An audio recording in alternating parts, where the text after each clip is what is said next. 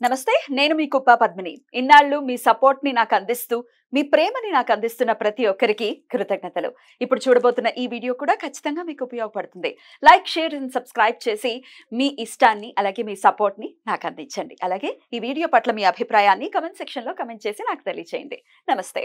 నమస్తే, welcome to our channel. నేను పద్మిని. ప్రస్తుతంతో పాటు ప్రముఖ ఆధ్యాత్మికవేత్త, ప్రముఖ astrologer and numerologist, gemmologist, vastu consultant Tanishq గారు మనతో పాటు ఉన్నారు. మాట్లాడదాం. తనిష్క గారు నమస్తే అండి. నమస్తే అమ్మా. మేడం, శ్రావణ మాసం మొదలైపోయింది. శ్రావణ మాసం అంటేనే ఆడవాళ్ళకి ఎంతో ఇష్టమైనటువంటి మాసము, అమ్మవారికి కూడా చాలా ప్రీతికరమైనటువంటి మాసం. అలాగే శివ భక్తులు కూడా చాలా విశేషంగా స్వామికి సేవలు చేసుకుంటారు. ఈ శ్రావణ మాసాన్ని ఖచ్చితంగా చాలా అద్భుతంగా యూటిలైజ్ చేసుకుంటారు. అయితే ఫస్ట్ శుక్రవారం వచ్చేస్తోంది. శ్రావణ శుక్రవారం నాగ పంచమి. ఆ రోజు నాగదేవతని కూడా చాలా వైభవంగా ఈ శ్రావణ మాసంలో పూజించుకోవటం అనేది తెలిసిందే. అటు తమిళనాడులో కూడా చేస్తారా నాగపంచమిని? ఎట్లా మరి ఈ నాగపంచమిని ఎట్లా వినియోగించుకోవచ్చు? అలాగే ఇప్పటిదాకా మాకు అలవాటు లేదు నాగపంచమి చేయటం, మేము చేయొచ్చా అని కొంతమంది అడిగితే గనక వాటికి మీ ఆన్సర్? ఓకేమ్మా. ఇప్పుడు నాగపంచమి అంటే మనకేందంటే సంవత్సరంలో ఒక్కసారి వచ్చేది పెద్ద నాగుల పంచమి. యాక్చువల్ గా చెప్పాలంటే రాగుకు సంబంధించిన రోజు. అయితే ఇక్కడ ఏమైతుందంటే చాలా మందిలో ఈ సర్పదోషం వల్ల బాధపడుతూ ఉంటారు. రాహుకేతులు జాతక రీతిగా బాగలేకపోతే యాక్సిడెంట్ కానీ, ఆరోగ్య సమస్యలు, లేదా ఇంట్లో గొడవలు, లేదా వివాహం ఆలస్యం అవ్వడము, లేకపోతే పిల్లలు పుట్టడం చాలా ఆలస్యం, ఇట్లా అనిపిస్తూ ఉంటది.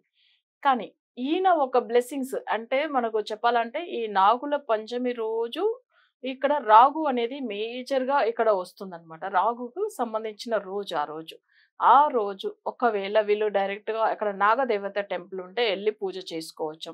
లేదు మేము వెళ్ళలేము, అంత లాంగ్ లో ఉంది అంటే ఇంట్లో ఒకవేళ పూజ చేసుకోవడానికి అది ఎలా అనేది చెప్తాను తప్పకుండా. నెక్స్ట్ ఇంకొకటి ఏంటంటే పుట్టలో అంటే పుట్టలో వెళ్ళి పాలు పోస్తారు. ఆ రోజు అక్కడ వెళ్ళి ఏదైనా ప్రసాదం పెట్టి అసలు దేవుడికి మొక్కేసి వస్తారు. ఎక్కువ ఇంటి దగ్గర ఉన్న పుట్టలు ఉంటాయి కదా, జనరల్ గా ఎక్కడ వెళ్ళినా కానీ ఆ ఊర్లో ఏదో ఒక నాగదేవత పుట్టలు ఉంటాయి. సో అక్కడ వెళ్ళి కూడా పాలు పోసేసి నాగదేవతకి అసలు మొక్కుని రావచ్చు. అయితే ఆ ఒక్క రోజు ఎంత స్పెషల్ అనేటప్పుడు ఆ నాగ లోకంలో ఉన్న అన్ని నాగులు కూడా మనకు బ్లెస్సింగ్స్ ఇస్తుంది అనమాట. అందుకే ఆ ఒక్క రోజు, ఒక్క సంవత్సరం అంతా మీరు నాగదేవత పూజ చేయకపోయినా ఆ ఒక్క రోజు చేసేది మంచిది. ఒక విషయం నేను ఒకటి నా ఎక్స్పీరియన్స్ చెప్పాలి తప్పకుండా, ఓకేనా? ఎందుకంటే నేను జ్యోతిష్యం స్టార్ట్ చేసిన కొత్తలోనే, అంటే నాకు చాలా ఇయర్స్ బ్యాక్ ఏమైందంటే ఈ నాగుల పంచమి అంటేనే అంతగా ఏం తెలియదు, అంటే స్టార్టింగ్ లో.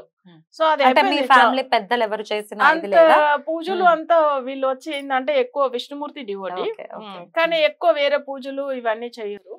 సో వాళ్ళకి ఏంటంటే దాని గురించి అంత ఇది నాలెడ్జ్ లేదు, దేవుడికి సంబంధించింది కూడా పెద్దగా వాళ్ళు చెప్పలేదు.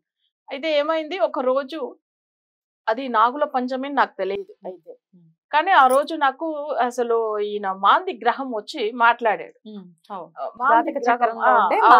అవును, ఆయన వచ్చి స్టార్టింగ్ లో నాకేందంటే ఇట్లా ఈ రోజు బ్లెస్సింగ్స్ అన్నమాట, ఆయన బ్లెస్సింగ్స్ దొరికితే నాకు చాలా భయం అనిపించింది. ఎందుకంటే తను చూడడానికి చాలా, అంటే తన రూపమే భయంకరంగా ఉంటుంది. అసలు చాలా భయపడి లేచి కూర్చున్నా నేను. మళ్ళీ ఇట్లా మాట్లాడుతున్నారు కానీ మంచిదే చెప్తుండ్రు ఆయన. తర్వాత డైరెక్ట్ నాకు తెలుస్తుంది ఆయన ఎలా ఉన్నారు, ఏ రూపంలో ఉన్నారు, బట్ ఏ కార్నర్ లో ఉన్నారు ఇంట్లో కూడా అట్లా అని చెప్పి.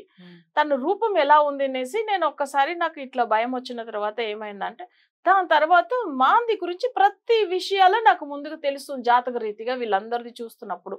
ఈ మాంది గురించి స్టార్ట్ చేసినప్పుడు ఏమైందంటే మాంది గ్రహమే ఎలా ఉంది నాకు తెలియదు, కానీ ఈయన బ్లెస్సింగ్స్ వచ్చిన రోజు అసలు నాగుల పంచమి రోజు వచ్చింది. సో ఆ టైమింగ్ లోంచి ఏమైందంటే తను చెప్పిన ప్రతి మాటని నాకు అది అప్పుడు కరెక్ట్ అనిపించేది. ఒక్కొక్క జాతకంలో మనం 9 గ్రహాలే చూస్తాం, కానీ మాంది గ్రహం గురించి ఎవరు చెప్పిన వాళ్ళు లేదు. నాకు గురువు గారు ఒక మేడం ఉంటారు తమిళనాడులో, వాళ్ళు కూడా మాంది గురించి వాళ్ళకి కూడా తెలియదు. కానీ ఈయన బ్లెస్సింగ్స్ నాకు వచ్చిన దాని వల్ల మాంది గురించి నేను చెప్పడం స్టార్ట్ చేశాను. సో ఇప్పుడు నాకు జాతక చక్రం రాసిన ఆయన కూడా నేను జాతకాలు చెప్పడం అనేది జరిగింది. సరే, గురువుకి మించిన శిష్యురాలు. నా జాతకాన్ని ఆయన రాశారు కదా, ఆయన జాతకం మీరు చూసారా? నేను చూశాను. అది దేవుడికి అసలు నిజంగా అప్పుడు నాకు అర్థమైంది, సరే ఇప్పుడు ఈ ఒక్క నాగుల పంచమి అనేటప్పుడు భగవంతుడు మనకి ఎంత మంచి బ్లెస్సింగ్స్ ఇచ్చారు. నేను తర్వాత టీవీ ఛానల్లో చూస్తున్నప్పుడు నాగుల పంచమి ఇవాళ అందరూ పుట్టకు ఇవి పాలు పోస్తున్నారు ఇవన్నీ చెప్పడం, ఓ ఈ రోజు ఇంత మంచిగా దర్శనం ఇచ్చాడు దేవుడు అబ్బా అట్లా అని అనుకున్నా. ఆ రోజులోంచి నాకు అసలు జ్యోతిష్య పరంగా ఇంకా ఇంట్రెస్ట్ పెరిగినాయి అసలు ఆ రోజులోంచి. చాలా మంచిగా అనిపించింది. అసలు ఆ రోజులో చాలా డెవలప్మెంట్ అన్ని విధంగా మనకు వచ్చి ఏంటంటే జ్యోతిష్యం ఒకటే కాదు, మన వేరే ఫీల్డ్ లో కూడా ఉన్నాం కాబట్టి అందులో కూడా మనకు ప్రతిదీ మంచిగా జరిగినాయి. సో ఇవన్నీ నాకు ఎందుకంటే ఒక్క రోజు ఆయనను మొక్కిందని, ఆయన నాకు దర్శనం అసలు నిజంగా నాకు ఆయన దర్శనం ఇచ్చాడు కాబట్టి ఆ రోజులో నేను ఎంత మంచిగా అప్పట్లోంచి ఇప్పుడు దాకా మంచిగా అయ్యాను. అలానే క్లయింట్లు కూడా బాగుండాలని అనుకుంటాను. సో నాగుల పంచమి అనేటప్పుడు తప్పకుండా కొన్ని క్లయింట్ కూడా మాంది గ్రహం వాళ్ళ దర్శనం కూడా ఇచ్చిందని చెప్పిండ్రు. ఆయన ఎలా ఉంటారని కూడా నాతో కూడా షేర్ చేసుకున్నారు. సో ఇవి కూడా ఎందుకంటే మాంది కూడా వేరే ఏం లేదు, రాగుకి ఈక్వల్ గానే ఉంటారు. శనిపుత్రుడు కదా, శనిపుత్రుడు. జనరల్ గా ఆయన ఒక సర్ప రూపంలో ఆయన మాంది కూడా చూస్తే ఒక శని ఒక నీడదా. ఓకేనా, బట్ అయితే ఆ రోజు బ్లెస్సింగ్స్ రావడం అనేది భగవంతుడు అది నిజంగా. సో ఇప్పుడు జనులు కూడా అంతే, ఆ రోజు పూజలు చేసుకోవాలని నేను మాక్సిమం తప్పకుండా చెప్తూ ఉంటాను. అయితే కొంతమంది ఏంటంటే ఇంట్లో ఒకవేళ మనం చేసుకోవాలి అంటే అంటే నాగలింగ పువ్వుని ఉంటుంది, అందులో లింగం ఉంటుంది, పైగా నాగం ఉంటుంది. సో పడగలాగానే ఉంటుంది. అది నిజంగానే చూసి ఉండొచ్చు, అది ఎక్కడనో రేర్ దొరుకుతుంది అయితే కానీ. అయితే ఏంటంటే ఆ పువ్వులతో ఇంట్లో శివుడికి పూజ చేయడం వల్ల కూడా మనకు ఈ సర్ప దోషంలోంచి బయటపడతాము. ఆ నాగులకు చేసిన ఒక పరిహారము శివుడికి చేస్తేనే దొరుకుతుంది మనకు. సో ఆ శివుడికి వచ్చి ఈ నాగలింగ పువ్వుతో అర్చన చేసి దాని తర్వాత బిల్వపత్రాలతో అర్చన చేయవచ్చు. సో అది ఎప్పుడంటే నాగుల పంచమి రోజు ఇంట్లో చేసుకోవచ్చు. అందరూ ఇంట్లో జనరల్ గా ఏంటంటే శివలింగం పెట్టి మొక్కే వాళ్ళు ఉంటారు. ఈ పువ్వు ఎక్కడన్నా దొరికితే జస్ట్ ఒక పువ్వు పెట్టినా కూడా చాలు. ఒకవేళ దొరకట్లేదండి మేము ఉన్న ప్రాంతంలో అంటే గనక ఎట్లా ఇంకొకటి ఏంటంటే ఇప్పుడు ఎందుకంటే చాలా మంది సిటీలో కొంతమంది దొరకదు, కానీ వీళ్ళు ఏం చేయవచ్చు అంటే ఇప్పుడు మన ఏదైనా సర్పంది ఏదైనా విగ్రహం ఉంటే సో అది సెపరేట్ గా ఒక పీట మీద పెట్టేసుకుని ఆయనకి ఏంటంటే ఫస్ట్ అభిషేకం అంటే గణపతికి పూజ, తర్వాతనే మనం ఏ దేవుడికైనా చేస్తాము. సో అది సర్పానికి అభిషేకం చేసేసి ఆయనకి ఏంటంటే బొట్లు పెట్టేసి కొంచెం అంటే నల్ల నువ్వులు ఉన్నాయి కదా, సో నువ్వులతోని తర్వాత మినపప్పుతో ఆయన సర్పం రాహు గాయత్రి మంత్రం చదువుకుని సో జస్ట్ ఊరికి ఒక 5 నిమిషాలు అర్చన చేసేసి ఆయనకి ఏదైనా ప్రసాదం పెట్టి ఆరతి ఇచ్చేయవచ్చు. మనం ఎక్కువ టైం కూడా చేయవద్దు, ఎందుకంటే కొంతమంది జాతకంలో రాహు బాగా లేకపోతే కూడా కొంచెం భయం వేస్తుంది కదా. అందుకే ఇది వరకు ఒక 5 నిమిషాలు చేసినా కూడా చాలు. చేసేసి విడిగా పువ్వులతో అర్చన చేసేసి దాని తర్వాత ఏం చేయవచ్చు, ప్రసాదం ఏదైనా ఇట్లా మనం వచ్చి మినపప్పుతో చేసిన ప్రసాదం పెట్టి ఏదో ఒకటి ఇవ్వచ్చు. ఆ రాహు గాయత్రి ఒక్కసారి చెప్తారా ఏంటా మంత్రం? ఓకేమ్మా. ఓం నాగధ్వజాయ విద్మహే పద్మ అస్తాయ ధీమహి తన్నో రాహు ప్రచోదయాత్. ఇది రాహు గాయత్రి. కొంతమందిలో రాహు గాయత్రి చదవకపోయినా ఆదిశేష గాయత్రి కూడా చదువుకోవచ్చు. ఓకేనా. ఓం సర్పరాజాయ విద్మహే నాగరాజాయ ధీమహి తన్నో అనంత ప్రచోదయాత్. ఇది కూడా చేసుకోవచ్చు. ఎందుకంటే కొంతమందికి రాహు జాతక రీతిగా బాగా లేకపోతే ఆదిశేష గాయత్రి మంత్రం చదువుకుని అంటే ఆ నాగపడకకు పూజలు చేసి అలా కూడా చేసుకోవచ్చు. అప్పుడు ఆ నాగుల పంచమి రోజు మనం ఒకవేళ వెళ్ళి పుట్టలో పాలు పోయడానికి కూడా కొంతమంది వెళ్ళడానికి కూడా ఇబ్బంది అవుతుంది. అలా ఉన్న వాళ్ళు ఇంట్లో చేసుకోవచ్చు.